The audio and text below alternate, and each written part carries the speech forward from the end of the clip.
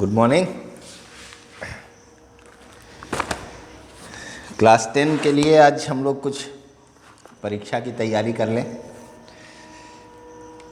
सबसे पहले मैं ये कहना चाहता हूँ आप लोगों को कि आप जो पाठ पढ़ते हैं, तो अभी आपने सुना कि क्वेश्चन एनालिटिकल क्वेश्चंस होते हैं, तो उसमें कैसे उसकी तैयारी करें ये बताता हूँ मैं आपको।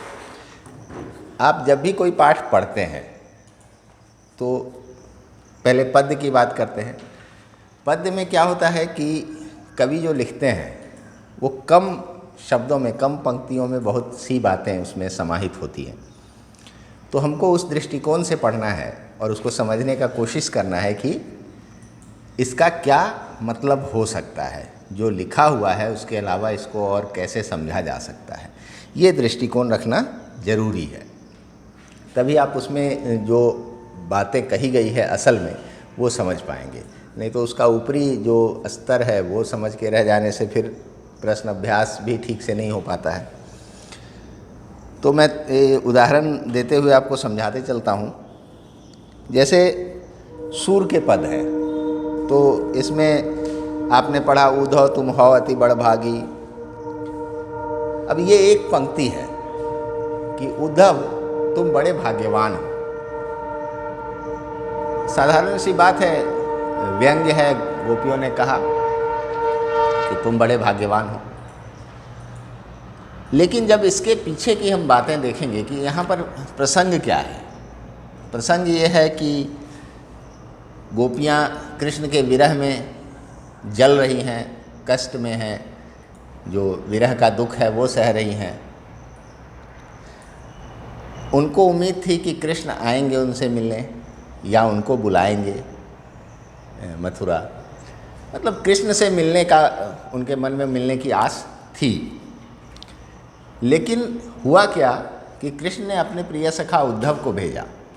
उद्धव महाज्ञानी थे और सांसारिक मोह माया से मुक्त थे, वो ज्ञानी व्यक्ति थे, ब्रह्म ज्ञान योग ज्ञान सबके ज्ञाता थे।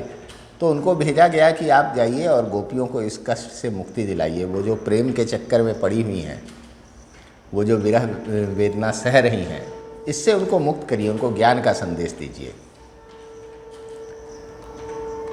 तो जब उद्धव आते हैं और उनको ज्ञान देना शुरू करते हैं, बताते हैं कि ये प्रेम वगैरह में कुछ नहीं रखा है, संसारिक मोह माया से आप उठिए, आप क्यों इस कष्ट में पड़े हैं। तो इन लोगों को आश्चर्य होता है कि वही कृष्ण है जिसके साथ हम लोग रहते थे मथुरा में, नंदगांव में या गोकुल में। तो यहाँ के सभी लोग उनके प्रेम में डूब गए। स्त्री पुरुष बूढ़े बच्चे सभी कृष्ण से प्रेम करते थे। और ये उद्धव कृष्ण के प्रिय सखा हैं, लेकिन इन पर प्रेम का कोई असर नहीं है। ये ज्ञान दे रहे हैं कि प्रेम से निकलो, मोह माया है ये। तो इस पर वो क्षुब्ध होकर, खींच कर व्यंग्य करती हैं कि आप तो बड़े भाग्यवान हैं। कहने का अर्थ है कि तुमसे बड़ा कोई अभागा नहीं है इस संसार में, कि तुम कृष्ण के साथ रहते हुए, जो प्रेम के सागर हैं, प्रेम की नदी हैं, उनके साथ रहते हुए भी तुम प्रेम से अछूते हो, तुम प्रेम को नहीं मानते हो, तुम ज्ञान की बातें कर रहे हो। ये कैसा ज्ञान है? तो तुमसे बड़ा भागा कोई इस संसार में हो नहीं सकता है, तुमसे बड़ा भाग्यहीन कोई हो नहीं सकता है। तो इसीलिए वो कहती हैं कि उद्धव तुम हो बड़भागी। ठीक है। इसी तरह से आगे हम लोग चलें। अनेक उदाहरण दिया उन्होंने कि तुम तो कमल के पत्ते के समान हो, जो पूरी ज़िंदगी पानी में ही रहता है, लेकिन पानी का कोई दाग उस पर नहीं लग पाता है। बाकी किसी चीज़ को आप पानी में रख दीजिए तो उसका दाग हो जाता है, सड़न आ जाती है, लेकिन वो पत्ता उसमें पड़ा रहता है, अपने ऊपर कोई असर नहीं होने देता है। तुम तेल की मटकी के समान हो। तेल पहले मिट्टी के हांडी में रखा जाता था तो वो तेल सोख लेता था, तो उसको आप कितना भी देर पानी में डुबा के रखें, जब निकालेंगे तो वो सूखा ही निकलेगा, उस पर पानी की एक बूंद नहीं टिक सकती है। तो इन चीज़ों का उन्होंने उदाहरण दिया। अपने बारे में कहा कि हम तो उस चींटी के समान हैं जो गुड़ के मिठास के लोभ में गुड़ में चली जाती हैं और वहीं चिपक कर मर जाती हैं। उनको ये सुध भी नहीं रहता है कि उनकी प्राण चली जाएंगी, उनको इतना लगाव होता है गुड़ की मिठास से। तो वैसे ही हम कृष्ण में चिपके हुए हैं। कृष्ण का प्रेम हमारे लिए चींटी के गुड़ की मिठास के समान है। तो ये उदाहरण देती हैं। आगे और भी बातें कहती है, जैसे कहती हैं, बाकी मैं कई बार समझा ही चुका हूँ तो मैं पूरा नहीं करता हूँ, उदाहरण के तौर पर आपको कुछ कुछ समझाता हूँ कि जब वो कृष्ण के प्रति अपने प्रेम को बताना चाहती हैं और विस्तार से या और गहराई से, तो कहती हैं कि हमारे हरी हारिल की लकड़ी। हारिल एक चिड़िया है जो लकड़ी को पकड़े रहता है। कहा जाता है कि उसको लगता है कि पता नहीं लकड़ी मिले नहीं मिले घोंसला बनाने के लिए, तो वो लकड़ी को पकड़ के ही उड़ता है, या जो भी भावना हो, जो भी कारण हो, वैज्ञानिक वो नहीं मुझे ठीक से पता, लेकिन ऐसा माना जाता है। तो वो लकड़ी को कभी छोड़ता नहीं है, वो उड़ता है तो लकड़ी को लेके उड़ता है। तो यहाँ उसका उदाहरण दे रही हैं गोपियाँ कि हमारे लिए जो कृष्ण हैं वो हारिल की लकड़ी के समान है, जिनको हमने मन क्रम वचन से अपने हृदय में जकड़ के रखा है। हम किसी हालत में उनको छोड़ नहीं सकते हैं जब तक जिंदा रहेंगे। तो हम जागते सोते दिन रात हर समय कृष्ण कृष्ण ही जपते हैं, हमारा मन उन्हीं में एकाग्र है, हम हारिल की लकड़ी के समान उनको पकड़ कर रखते हैं। एक ये उदाहरण देती है। उद्धव जो समझाते हैं उनको कि आपको अपना ध्यान ईश्वर में एकाग्र करना चाहिए, आपको योग साधना करनी चाहिए, इससे ध्यान एकाग्र होता है। तो उन्होंने कहा यार क्या बात कर रहे हो, हमसे ज़्यादा किसका ध्यान एकाग्र होगा, हम तो कृष्ण के अलावा कुछ सोचते कहाँ हैं, तो फिर हमें एकाग्रता की क्या ज़रूरत है। ये ज्ञान उनको जाके दो जिनका मन चक्री के समान घूमता रहता है इधर उधर, उनको ज़रूरत है। हमारा तो मन चंचल है ही नहीं, हमारा तो एक ही जगह फिक्स्ड है, हम कुछ और सोचते ही नहीं हैं, चाहे जागे रहें या सोए रहें, हम कृष्ण ही सोचते हैं, तो हमारा मन पहले से एकाग्र है। तो इस तरह से वो अपने प्रेम की गहराई बता रही हैं। ये बातें व्यंग्य है, ऐसा नहीं कि वो उद्धव को नीचा दिखाने के लिए ही सिर्फ बोल रही हैं। वो नीचा क्यों दिखाना चाह रही हैं, जो उनके सबसे प्रिय व्यक्ति का सबसे प्रिय व्यक्ति है या सबसे प्रिय में से एक है, उसको नीचा दिखाने के पीछे उनका क्या कारण हो सकता है। तो वो दुख, वो खीज, वो निराशा जो कृष्ण से उनको मिलता है, उसको वो उद्धव पर उतार रही हैं। आपको चोट लग जाए पैर में और आपका दोस्त आपको कहे यार ठीक से देख के चलना चाहिए ना, कैसे चलते हो, तुमको चोट लग जाता है, तो आपका मन करेगा कि इसका मुंह नोच लिया जाए, क्योंकि उस समय आपको पीड़ा हो रही होती है, तो उस समय ज़रूरत सहानुभूति की होती है। चोट लग गया, ज़्यादा तो नहीं लगी। उसके बजाय अगर आपको वो ज्ञान देना शुरू करे कि यार कैसे चलते हो, तुमको चोट लग गया, देख के नहीं चलते हो, तो आपके मन में जो भावना आएगी वैसी ही भावना गोपियों के मन में उद्धव के लिए आ रही थी कि वो विरह वेदना को दूर करने के बजाय बढ़ा रहे थे ज्ञान देकर। तो इस तरह से है। अगला जो पद्य है तुलसीदास, उसमें भी ऐसी बातें हैं, उसमें भी व्यंग्य की प्रधानता है। उसमें भी प्रसंग है कि राम जी सीता के स्वयंवर में जाते हैं और वहाँ एक धनुष है, उसको उठाकर जैसे ही प्रत्यंचा चढ़ाने की कोशिश करते हैं वो टूट जाता है। वो असल में शिव जी का धनुष था जो भगवान परशुराम ने राजा जनक को दिया था रखने के लिए। तो जैसे ही वो टूटता है कि परशुराम जी को महसूस होता है और वो वहाँ क्रोधित होकर आ जाते हैं। परशुराम अपने क्रोध के लिए जाने जाते हैं, तो कहते हैं किसने तोड़ा, मैं उसको मार डालूंगा, तरह तरह का क्रोध व्यक्त करते हैं। अब वहाँ पर राम लक्ष्मण और विश्वामित्र भी अतिथि रूप में थे, राम ने तो तोड़ा ही था, तो उनकी बातें लक्ष्मण से बर्दाश्त नहीं होती है। लक्ष्मण के लिए ये अन्याय के समान था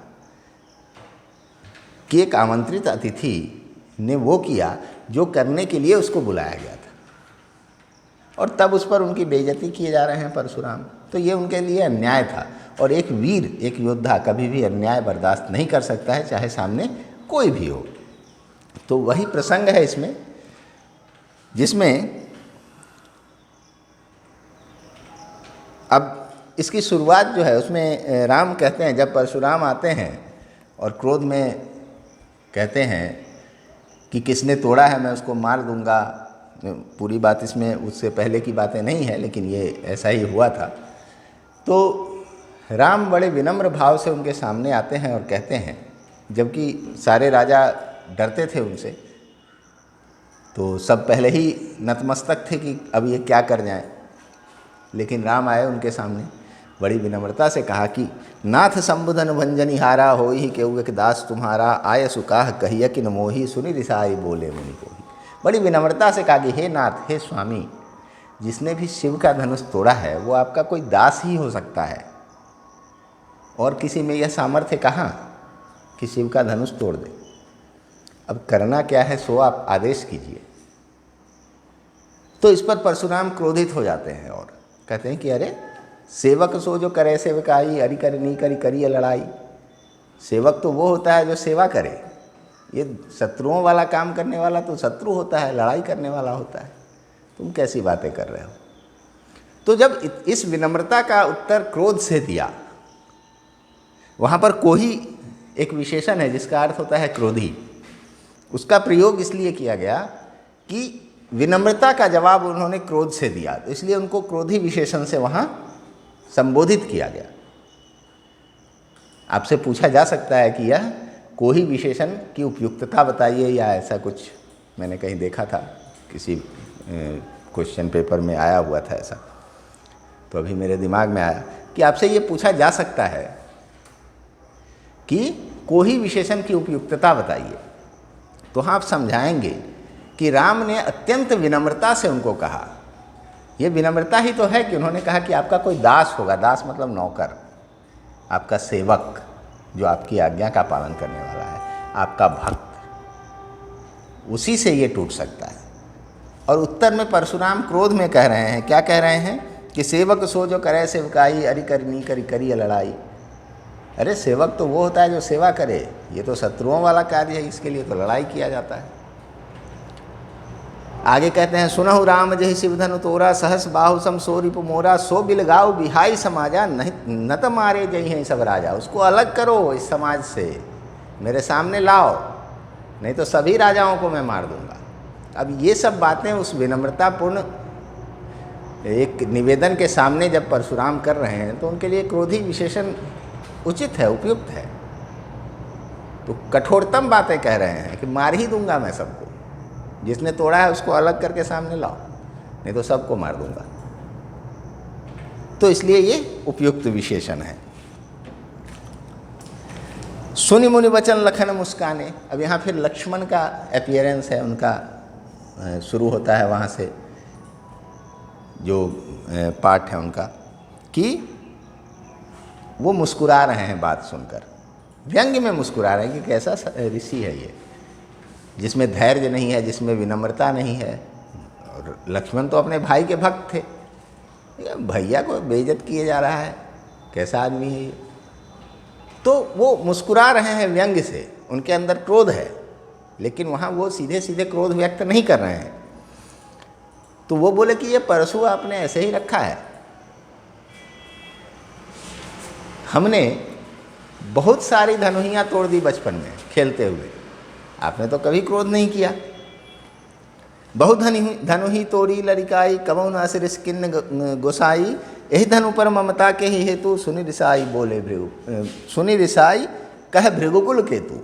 लक्ष्मण ने कहा कि हमने तो बचपन में बहुत सारी धनुहियाँ तोड़ दी, आपने तो कभी क्रोध नहीं किया। इस धनुष पर आपके विशेष ममता का क्या कारण है, हे मालिक, हे स्वामी, हे ब्राह्मण देवता, इस धनुष पर आपकी विशेष ममता का कारण क्या है, कुछ है तो बताइए।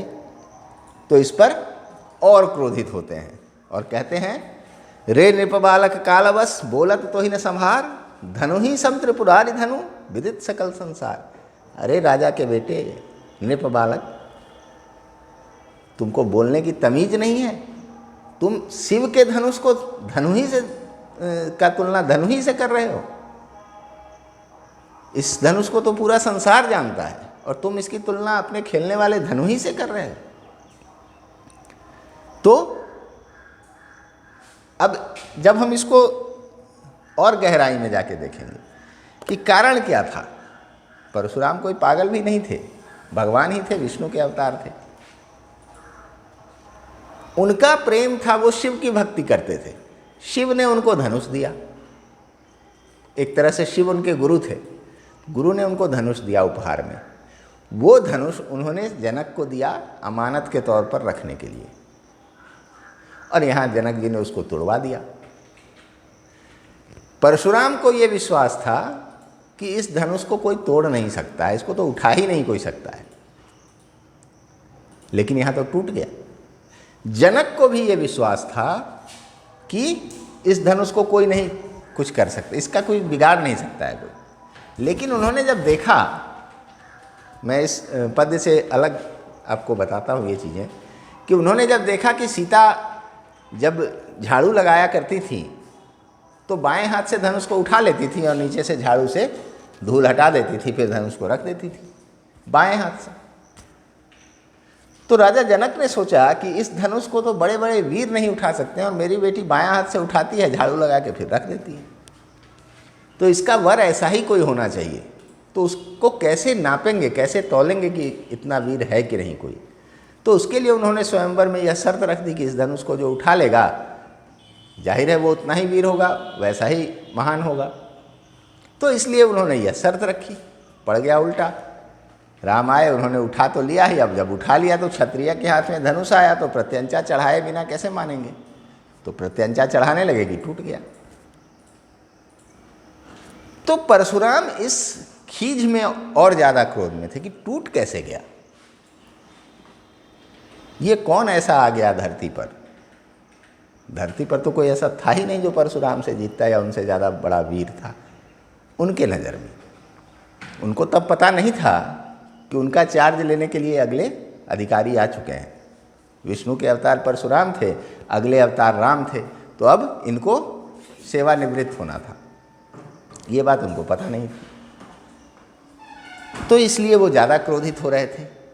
लक्ष्मण वीर थे, निडर थे, साहसी थे, अन्याय नहीं बर्दाश्त कर सकते थे। राम में ये सारे गुण थे, लेकिन वो विनम्र थे, धैर्यवान थे, चूँकि वो बड़े थे और उनमें यह गुण एक अतिरिक्त था कि उनमें धैर्य बहुत था। वह जानते थे कि वो जब चाहे किसी से लड़ के जीत सकते हैं, तो वो इसके लिए व्यग्र नहीं होते थे कभी अपने शक्ति का प्रदर्शन करने के लिए। वो धैर्य और विनम्रता से काम को पहले निकालना चाहते थे। तो इतनी चीज़ें इस एक पद में हमने देखी। तो जब आप इस तरह से पढ़ेंगे और समझने का प्रयास करेंगे, तो आप जो उसके भीतर की बातें हैं उसको समझ पाएंगे। इसके लिए ज़रूरी है कि आप बार बार उसको पढ़िए और समझिए। गद्य में हमने पढ़ा है नेताजी का चश्मा और बाल गोविंद भगत।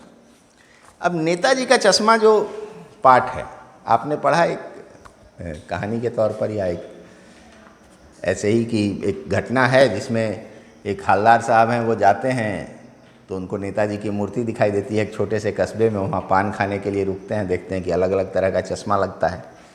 उत्सुकता होती है, पता करते हैं तो पता चलता है कि एक फेरी वाला है जो चश्मा घूम घूम के बेचता है। वो देखता है कि चश्मा नहीं है नेताजी की मूर्ति पर, तो वो अपना चश्मा एक लगा देता है। फिर जब ग्राहक आता है तो उतार के बेच देता है, फिर दूसरा लगा देता है। तो ये ऊपरी तौर पर हम देख सकते हैं इसको, लेकिन जब हम पाठ के भीतर घुसते हैं, जब हम उसके मनोभावों को समझने का प्रयास करते हैं सभी पात्रों के, तो हम समझ पाते हैं कि हवलदार साहब एक बेहद संवेदनशील व्यक्ति थे, जो छोटी छोटी बातों से प्रभावित होते थे, उन पर असर करती थी। तो उनके मन में जो देश के प्रति कुर्बान होने वाले लोग थे, देश के लिए कुर्बान होने वाले लोग थे, उनके लिए काफ़ी इज्जत थी, देश के लिए इज्जत थी। तो उनके लिए यह छोटी बात नहीं थी कि नेताजी की मूर्ति पर चश्मा नहीं है, उस कमी को एक गरीब फेरी वाला जिसके खाने की दिक्कत है, जो चश्मे दिन में बेचता है तब उसका भोजन चलता होगा, वो इतना ध्यान रख रहा है, जबकि उस कस्बे में कई संपन्न लोग होंगे। जिस पान वाले से वो बात करते थे उसकी आमदनी भी चश्मे वाले से ज़्यादा रही होगी, लेकिन किसी ने उस पर ध्यान नहीं दिया। उस गरीब ने ध्यान दिया, मतलब उसके मन में भी वैसी ही भावनाएं थी, देश के प्रति सम्मान था, देश के लिए जिन्होंने कुर्बानी दी उनके प्रति सम्मान था। वो उनकी शान में कोई कमी नहीं चाहता था कि एक चश्मा के चलते इनकी मूर्ति अधूरी रह जाए। सरकार ने तो जल्दी जल्दी में बनवा दिया होगा, ठीक है चश्मा नहीं बन पाया, कोई बात नहीं, ऐसे लगा लो। या टूट गया होगा, तो फिर कौन देखता है उसको। लेकिन वह व्यक्ति ये बात बर्दाश्त नहीं कर पा रहा था, वो जो कैप्टन चश्मे वाला था। उसके बाद जब उसकी मृत्यु हो जाती है तो हवलदार साहब एक तरह से निराश हो जाते हैं, लेकिन फिर देखते हैं कि सरकंडे का चश्मा बना के लगाया हुआ है। इससे उनके मन में यह आशा जगती है कि नहीं, ये काम तो किसी बच्चे का है, इसका मतलब हमारी जो अगली पीढ़ी है उसने सीखा, उनके मन में भी देश के लिए सम्मान है, देश के लिए कुर्बान होने वालों के लिए सम्मान है। ज़्यादातर लोग तो मजाक उड़ाते हैं, जो कुर्बान होने वाले लोग थे, जो अपना सब कुछ न्यौछावर कर देते हैं, नहीं ये तो पागल है, अपना नहीं देखता है और देश के पीछे भागा जा रहा है, ऐसा बोलते हैं लोग। तो उनके मन में यह उम्मीद जगी कि हमारे बच्चे जो हैं वो सीखते हैं, उन्होंने सीखा और उन्होंने यह जिम्मेदारी ली, सरकंडे का ही सही, उनके पास वही उपलब्ध था, उन्होंने लगाया, उनकी भावना को देखा और वो उनके मन में एक उम्मीद जगी। पान वाला जो था वो मजाक उड़ाता था, लेकिन जब मृत्यु की खबर सुनी हवलदार साहब को उसने दी तो उसकी आंखों में भी आंसू थे। तो इससे पता चलता है कहीं ना कहीं उसके मन में भी इज्जत थी चश्मे वाले के लिए, लेकिन वो सबके सामने बोलने से हिचकिचाता था कि लोग मजाक उड़ाएंगे। सभी उसका मजाक उड़ाते थे और एक वो उसमें बोलता कि नहीं नहीं ये तो बड़ा महान आदमी है, तो उसका भी लोग मजाक उड़ाते, इस डर से नहीं बोलता होगा। लेकिन जब उसकी मृत्यु हो गई तो उसकी आंखों में भी आंसू थे, तो मतलब वह भी संवेदनशील था, उसके मन में भी कैप्टन चश्मे वाले के लिए इज्जत थी। तो इस तरह से अलग अलग पात्रों के बारे में बात किया हमने। अब जब आप पूरी पाठ को पढ़ते हैं तो आपके मन में भी तो कुछ आशाएं जगती हैं इस पाठ को पढ़ के, कि जो बड़े बड़े लोग, जो सामर्थ्यवान लोग हैं, उनके मन में जो भावना होनी चाहिए वो नहीं है, लेकिन जो गरीब है, बच्चा है, उसके मन में देश के प्रति सम्मान है। तो यह उम्मीद जगाता है कि आगे चलकर अगली पीढ़ी जो है वो कम से कम इन बातों का ध्यान रख रही है, इन बातों के प्रति संवेदनशील है। तो इस तरह से आप इन बातों को समझ सकते हैं। उसके अलावा हमने पढ़ा बाल गोविंद भगत। बाल गोविंद भगत एक ऐसा पात्र है जिसकी तुलना लेखक ने साधु से की है, जबकि वो एक गृहस्थ थे। उनमें आचरण जो था वो साधुओं वाला था। वो अपने दिनचर्या के पक्के थे, नियम के पक्के थे, कबीर को मानते थे, कबीर की कही गई बातों को मानते थे, कबीर के ही भजन गाते थे, और कबीर ने जितनी बातें कही, जितनी उनकी समझ में आई बाल गोविंद भगत के, उसको वो मानते थे, उसका पालन करते थे, खूब बारीकी से पालन करते थे। कभी किसी की चीज़ नहीं छूते थे, किसी से झगड़ा नहीं करते थे, खरा व्यवहार रखते थे। खरा व्यवहार का मतलब हुआ सच्चा व्यवहार रखना, बनावटीपन नहीं होता उनके व्यवहार में। आपके प्रति प्रेम है तो प्रेम दिखाएंगे, गुस्सा है तो गुस्सा दिखाएंगे। जो सीधा सपाट जीवन होता है, सीधा व्यवहार करते थे। दो टूक बोलते थे, किसी को खुश करने के लिए उसकी चापलूसी में मनगढ़ंत बातें नहीं बोलते थे, जो सही होता वो बोल देते मुंह पर। ये हुआ दो टूक बोलना। वो खेती करते थे, गृहस्थ थे, लेकिन साधु क्यों कहा गया?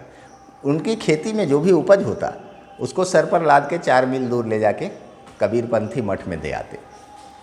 वहाँ से प्रसाद के रूप में जो उनको मिलता उससे वो अपना जीवन चलाते थे।